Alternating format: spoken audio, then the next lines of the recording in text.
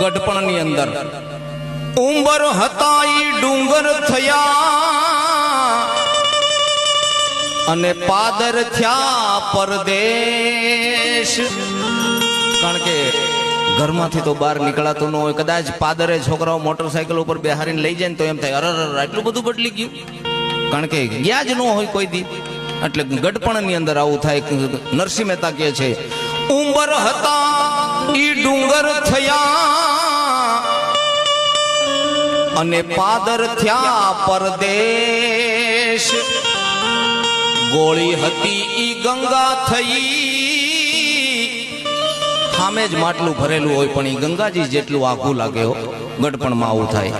ગોળી હતી ઈ ગંગા થઈ અંગે આવ્યા છે ઉજળા કેશ.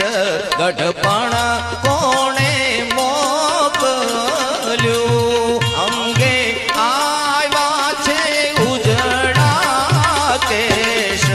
ગઢપણ કોણે મોકલ્યું જાણ્યું જો બન રહેશે બારે માસ.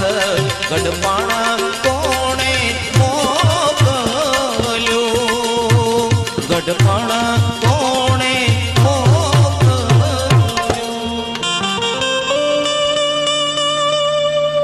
નોતું જોતું ને આવ્યું નોતી તારી વાટ. કોઈને ગઢપણ જોતું ન હોય છતાંય ઓચિંતું આવી જ જાય. અને એને કોઈની વાટે ન હોય કે મારે પ્રમદી ગઢપણ આવવાનું છે, મહિના પછી આવવાનું છે, આવું ન હોય. ગઢપણની અંદર જેટલું લડાય ત્યાં સુધી આપણે લડી લઈએ. કદાચ ને કાળા કેશે કરી લઈએ. આપણે વાળ ધોળા થઈ ગયા હોય તો કલર લગાડી લઈએ.